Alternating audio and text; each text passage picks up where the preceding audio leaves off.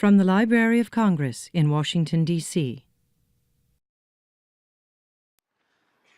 The author we're now going to proudly introduce is Ursu. She was born and raised in Minneapolis, Minnesota, where she also teaches a writing class for children and adults at Hamline University. Her books are often written for middle school age to young adult readers. One of her best books, Breadcrumbs, based on the fairy tale The Snow Queen, has won many awards, including Best Books of 2011 by Publisher Weekly, and also for NPR's Backseat Book Club. Some other of Anne Ursu's books are The Shadow Thieves, The Siren Song, The Immortal Fire from Chronicles trilogy, and her most recent, The Real Boy. The Real Boy is about a kid named Oscar who is a powerful wizard's shop apprentice and lives in the magical town of Esteri. But when a terrible illness spreads across the city, Oscar will have to leave his small world to venture out where not even magic can save his home. Check out The Real Boy, which is now available. To produce a mighty book, you must choose a mighty theme, said by the famous American novelist Herman Melville. So let's all now give a warm welcome to Anne Ursu.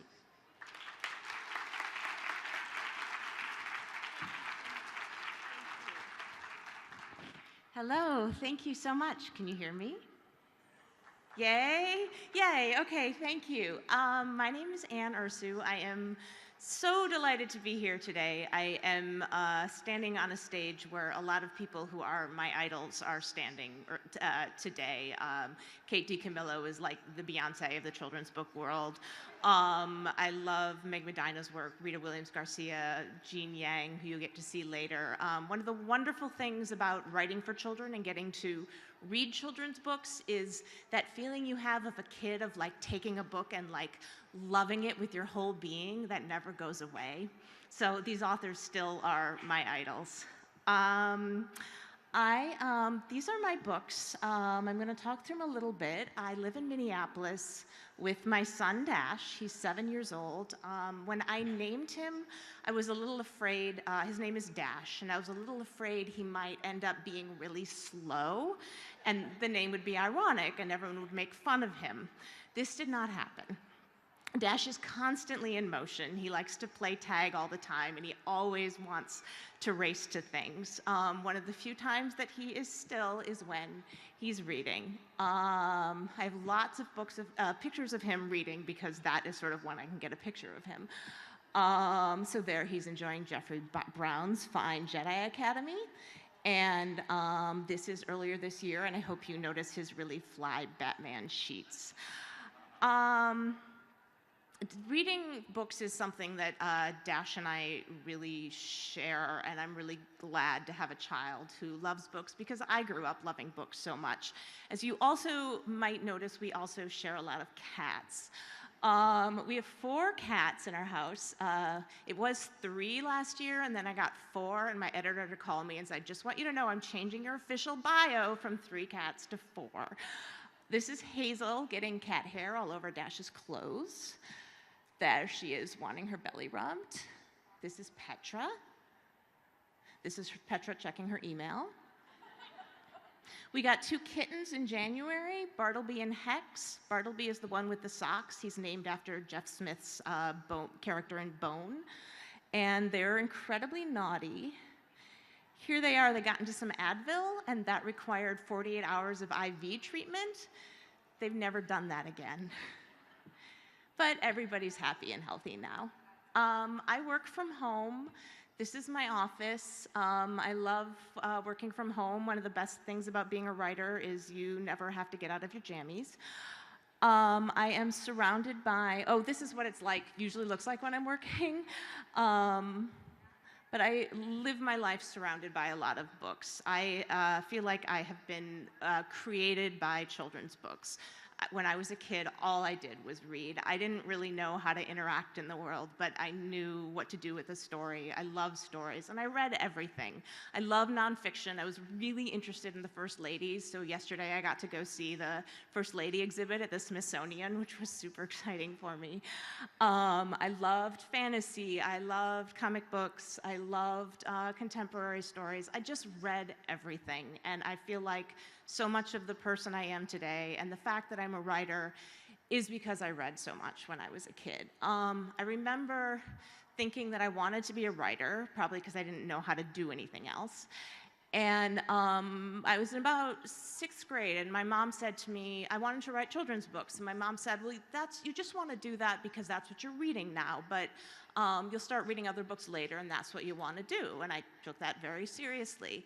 And it's true, as I got older, I didn't realize that writing children's books was something you could do. Like, that's way too cool to be able to do. So I wrote a couple adult books. These came out in 2002 and 2003. The first, Spilling Clarence, is about a chemical spill in a small Minnesota town, and the chemical released stimulates people's memories. And the second, The Disapparition of James, is about a family who takes their little boy to the circus, and a clown accidentally makes the boy disappear. So for me, I was trying to write about how the family deals with loss and kind of the absurdity of loss. I don't necessarily like stories. I didn't want to limit stories to what is entirely realistic. I like using a little bit of magic. I think it really expands on the sort of stories that you could tell, and I think that's one thing I got from reading so much when I was a kid. Kids' books don't necessarily have that same need to be realistic. But when I was I went to a conference once, much like this, and I was at a book signing, and a woman came up to me and she asked about my books, and I told her, and she said, oh, I don't like that magic stuff. I know, right? And I was like, I like that magic stuff. I like it a lot. I don't see what the point is of limiting the kind of stories you could tell. And I remember sort of looking around at the audience and realizing none of these people like that magic stuff. You know who likes that magic stuff? Kids like that magic stuff.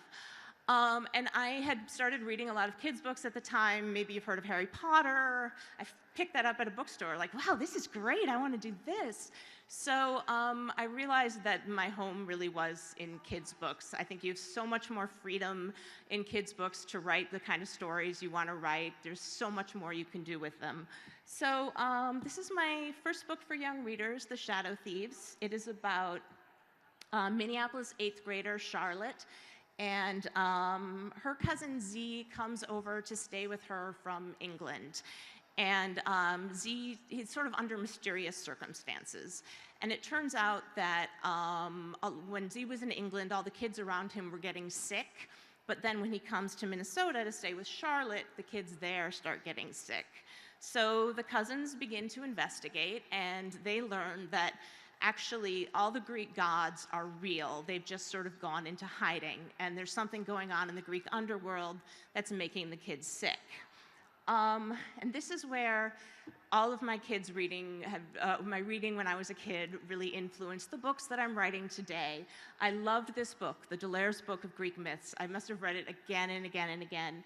You can see my copy is a little bit tattered, but it seemed like when I started writing for kids' books, I immediately went to that well of stories that I'd loved when I was a child. So this is the picture of the underworld from Delaire's Books of Greek Myths, and this picture has always stayed in my head. This is what my underworld looked like. But, you know, one of the wonderful things about being a writer is you get to ask yourself, what if? Okay, so what if Greek myths are still real? Well, we don't see the gods anymore, so why? And I decided that the gods had gone into hiding. They just didn't want to deal with humans anymore. They just wanted to go and be gods and have fun and not take any responsibility. So what does the underworld look like in, 3 more millennia? And I realized the underworld would have a very serious overpopulation problem. And that it would have to become kind of a huge bureaucracy where the dead don't matter at all, and it's all the gods supporting other gods. And I also could make up my own god. So here's the villain of that trilogy, Philonicron. He's the assistant manager of sanitation in the underworld. And he's decided that he'd like to make Hades into more of a hell, and he's going to take it over. And he's doing something to make the kids sick. So of course, as is in the way of these things, it falls on 8th graders to save the world. In the second book, they deal with Poseidon, who is floating around a giant cruise ship. My model for him was Donald Trump. And in the third book, the cousins have to go up and confront Zeus. Um, when you start asking yourself questions, okay, what if? What if Greek myths are real? Well, the gods have receded. Why? They don't care about humans anymore. Okay, so what does that mean? What does that mean for the book? And what it meant, I think, for this book was that this begins to be a story about what happens when you have power and you don't take any responsibility. What happens when you're a kid and you see people who have power and aren't doing something, when you see injustice and you want to stop it. And so that's sort of what I came to write about. That's what the trilogy was about. It was a challenge because if you want kids to succeed on the basis of their own humanity, and they're fighting gods who, as you can see, have scary dogs and weapons and stuff, they need to sort of succeed on the basis of their humanity.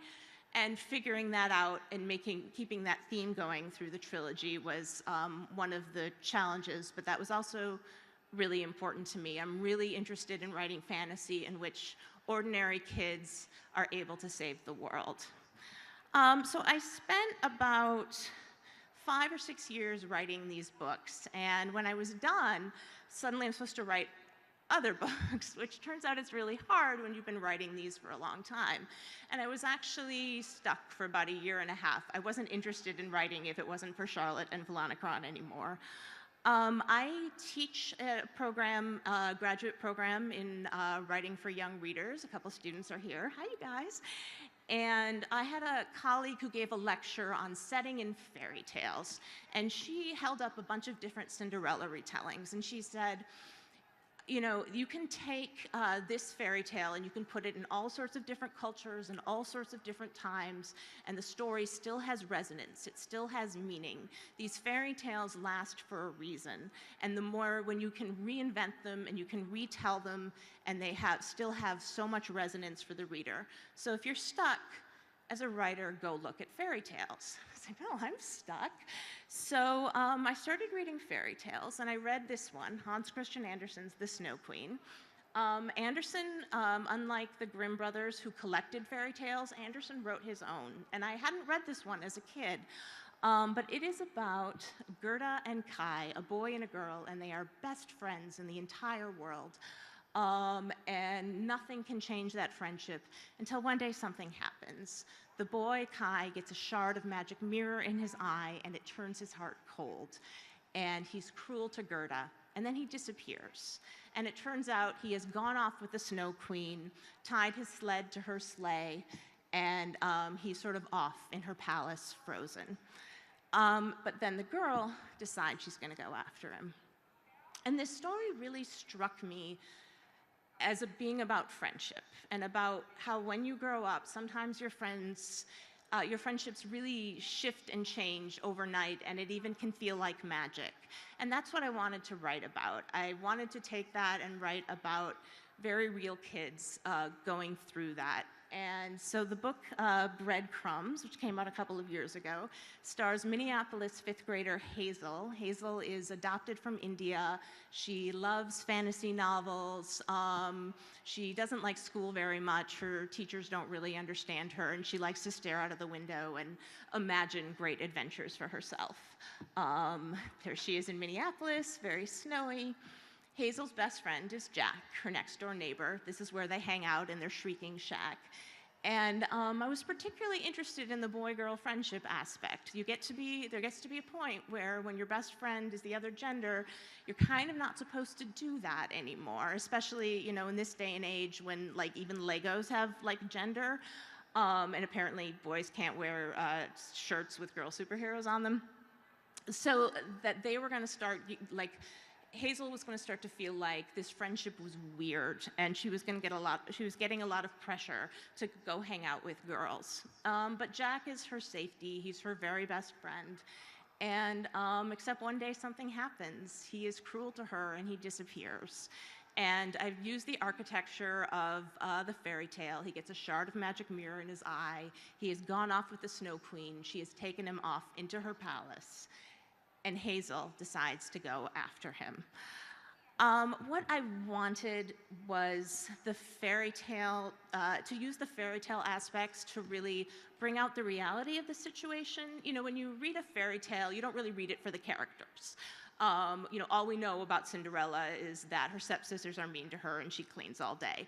The same thing, Gerda and Kai, all that matters is that they're best friends. But in a contemporary book, it's the characters that are the heart of the story. And it was really important to me to make these characters feel very real to kids today. As Meg said, you know, no one has just one problem. And so Hazel, her parents were divorcing. She is feeling very uncomfortable. She's facing all these trouble at school because that's the sort of thing kids go through.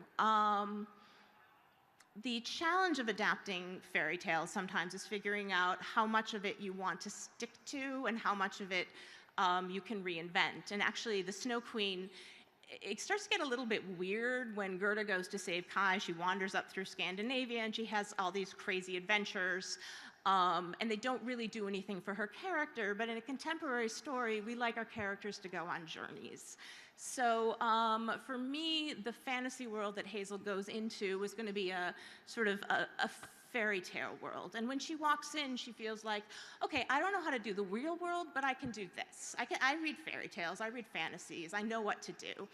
But it turns out, of course, that she doesn't. And that's part of her journey, is to realize that the fairy tales aren't what they think they are, and that actually everyone else around her in the woods have been sort of seduced by this idea of the fairy tales, and that the Snow Queen at the end is the person who allows people not to feel anything at all. So that's Hazel's journey, is to kind of understand what it means to feel something and what it means to be in the real world. And so that's, to me, what that fairy tale was about, and why I got to retell it.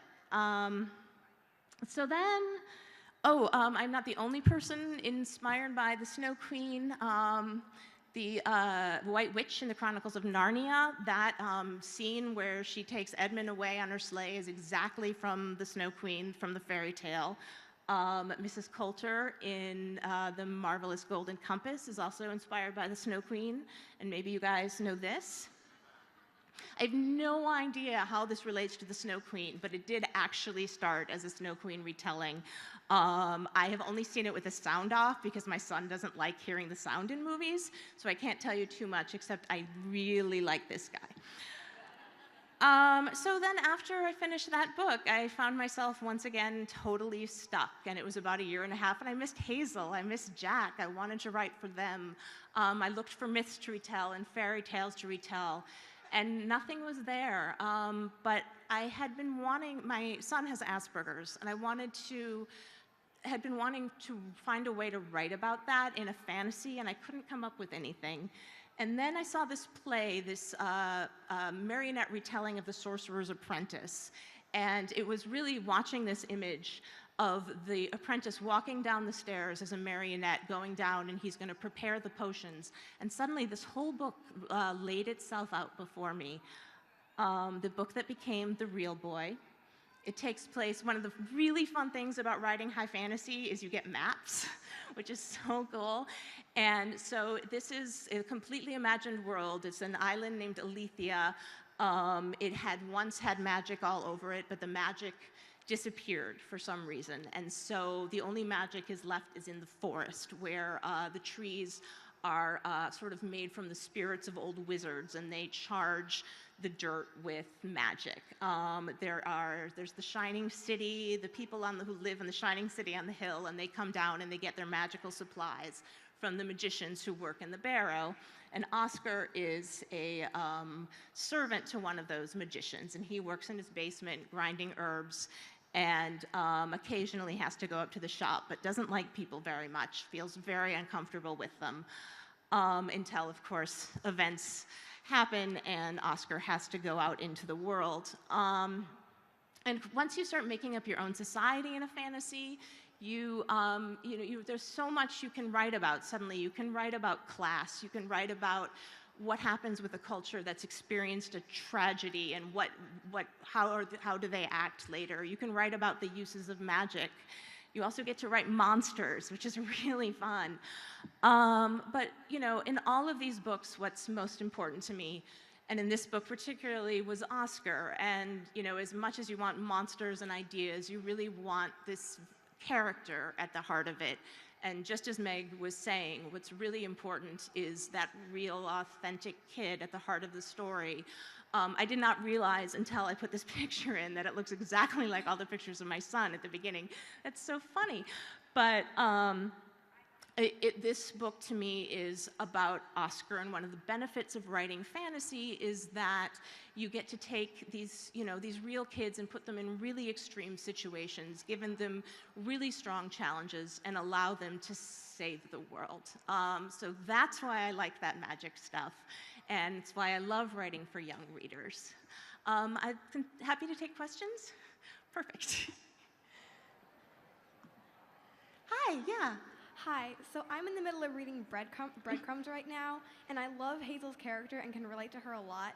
So I was wondering, where did you get the inspiration for her? For Hazel, you know, when you write, you just sort of start collecting things and you kind of put them in your brain for later. When I write a character, I start with just a few notes. And for Hazel, the primary note for her was my best friend and a writer named Laura Ruby told me when she was in elementary school, at a parent-teacher conference, a teacher told her mom, "Laura's doing a lot better in school now, but she still stares out of the window and appears stupid." So when I know Laura was imagining great things and was destined to be a brilliant writer, and so to me that was Hazel. She's staring out of the window and nobody understands her, but in her head she's got these amazing adventures happening. And sort of everything else kind of came out from there. Thank you. Thank you. Hi. Hi. First, I want to say I'm from Minnesota, and reading Yay. Breadcrumbs felt like reading my childhood. Oh, good. So I love that. Thank you. But actually, I wanted to ask about your Tumblr. On your Tumblr, you write a lot about kind of what's going on in the publishing world and outside the publishing world, viewing publishing, and how does that, like your writing there, fit with your roles as an author and as a professor? It turns out I have a lot of opinions, and the internet allows you to express them, which is so fun. I care about this literature so much. I care about these readers. As I said, these books formed me when I was a kid, and it means a lot to me that every reader has access to a great diversity of books. And so I think being in this community of writers, you really want to be part of the community of thinkers, of people who are talking about the literature, who are really helping the kids. And that, as much as sitting down and writing the novels, thinking about the readers and how we reach them and how we're failing in that is just as necessary part of the work. So that's kind of a way for me to write about some of the more meta issues in publishing as the diversity issue, as I write a lot about fantasy and the way people think about it. I get with my books the reviews that say, "Oh, this one is too sad for kids. It's too dark. It's too complicated," and that makes me really angry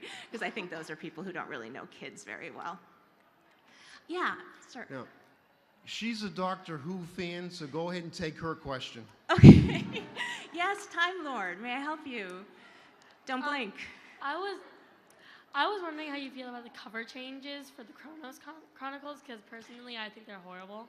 You think that well, this is a very controversial issue in the Chronicles. I've gone through several cover changes, and as you saw, and a few years ago they got repackaged, so they were all kind of they looked of a piece. And I'm just, as long as people keep buying them, I'm okay. But I get people have very strong opinions either way. What I do like about them is they're the only thing you can buy as a set where they all look alike. But it is a very different feel than they were before. Yeah.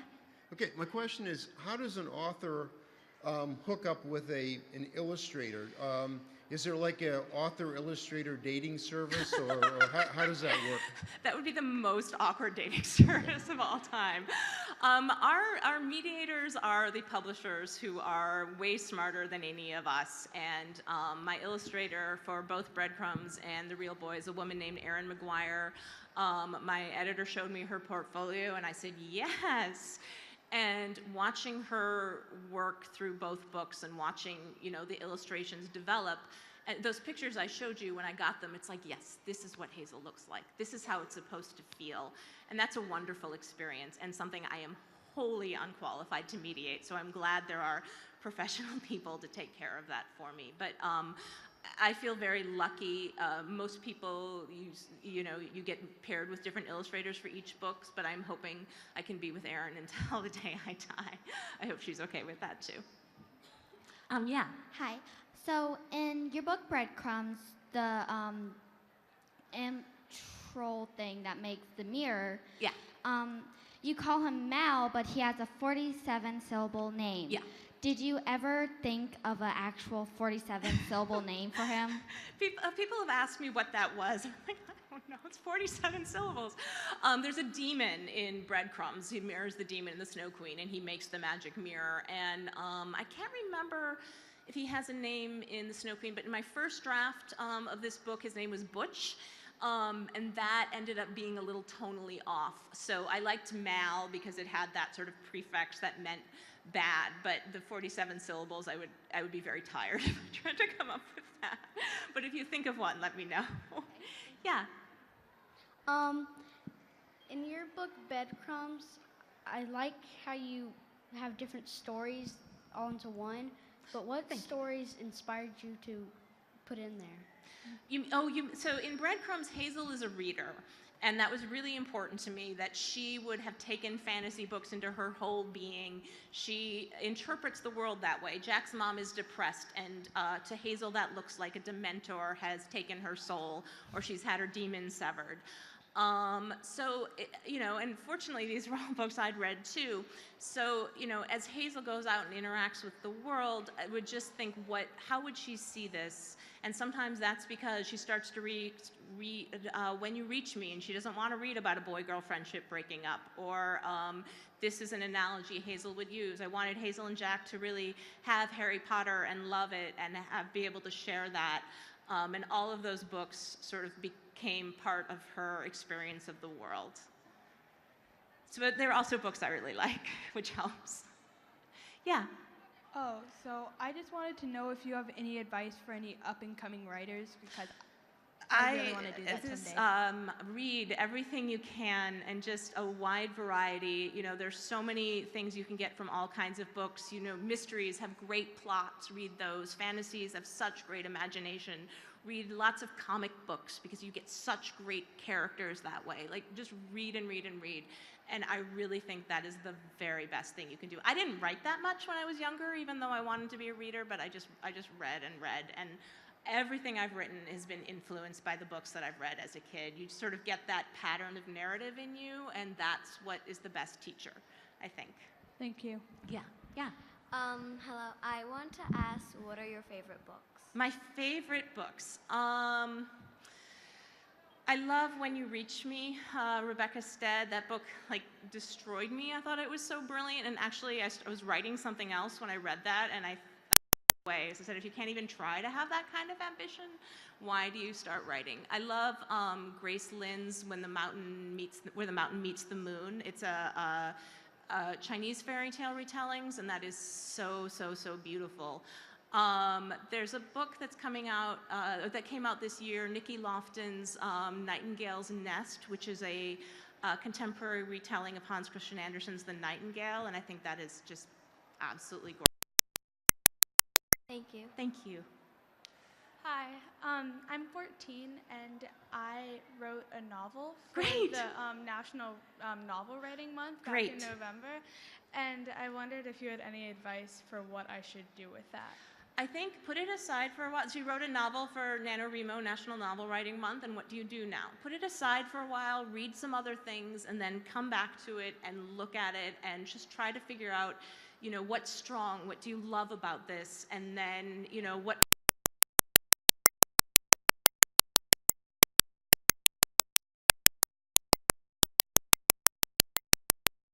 about. And so when you go back and read it, you figure out what it's about, and then you can sort of help it become the book it wants to be. But revision, writing is a process, and the first draft is just part of that process. So, let yourself read it with fresh eyes and think, okay, now you know the story, so now it's time to make it a book. Thank you. Congratulations. Yeah. I was thinking, and so the magic mirror that you just talked about, yes. Is it the same magic mirror that got stuck in Jack's eye, or yes, so there is, in the Snow Queen itself, there are these demons, and they make a magic mirror, and they want to make roses look like boiled spinach, and they think it's so funny, and they fly it up to heaven, and then it shatters and falls all over the place. And that's sort of what I took, and so what the demon in Breadcrumbs does that as well. And it's just a great act of mischief that ends up having consequences sort of all over the world where these pieces of glass fall. And so that gets into his eye, and it turns his heart cold. And so it becomes Hazel's job to kind of try to figure out how to make it warm again. Okay, thank you. Thank you. I think I am now over time. Thank you guys so much. This is such an honor. Have a wonderful day. Thank you. This has been a presentation of the Library of Congress. Visit us at loc.gov.